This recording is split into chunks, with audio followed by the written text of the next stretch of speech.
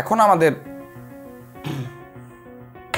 Hello বন্ধুরা, এখন আমরা উপবৃত্ত সম্পর্কিত আরও একটি নতুন গাণিতিক সমস্যা নিয়ে তোমাদের সামনে উপস্থিত হয়েছি। এখানে আরেকটি ভিন্ন টাইপের সমস্যা তোমাদের সামনে বা আমাদের সামনে উপস্থিত আছে।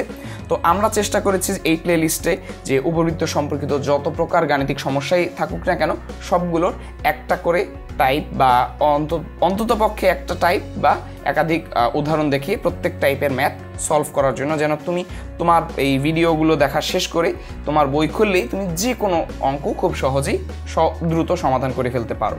তো চলো এই সমস্যাটি এনে আমরা শুরু করে ফেলি।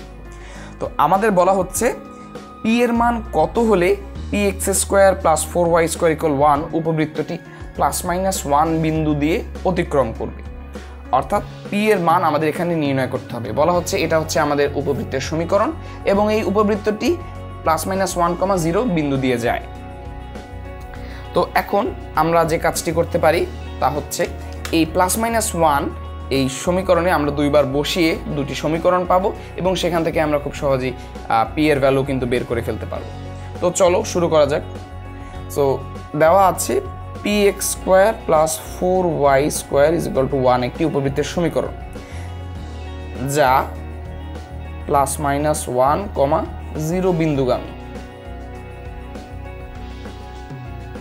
যেহেতু স্কোয়ার তাই প্লাস মাইনাস আমি যেটাই বসাই না কেন একই ভ্যালু দিবে, সুতরাং এখান থেকে আমরা লিখতে পারি পি ইন্টু 1 +-1 স্কোয়ার, আর একটু ব্যাখ্যা করে লিখি 4 ইন্টু 0 ইজ ইকুয়াল টু 1। সুতরাং +-1 হোল স্কোয়ার মানে তো 1, পি ইন্টু 1 মানে 1, সুতরাং P plus 4 is equal to 1 এবং 4 হবে না, এখানে 0 হয়ে যাবে কারণ 0 এর সাথে গুণ করা হয়েছে। সুতরাং এখান থেকে পরিষ্কার দেখতে পাচ্ছি আমাদের পি এর ভ্যালু আমরা পাচ্ছি 1। তাহলে আমাদের উপবৃত্তের সমীকরণটি কি দাঁড়ালো? তাহলে উপবৃত্তের সমীকরণটি দাঁড়ালো, উপবৃত্তটি হলো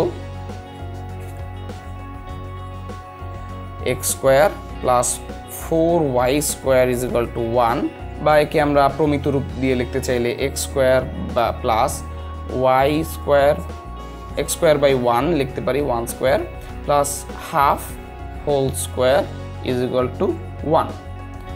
তো আমাদের সব পাওয়া হয়ে গেল।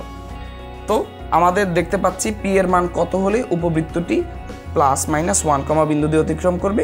আমরা খুব সহজেই দেখতে পাচ্ছি এখানে পি এর মান 1 চলে এসেছে।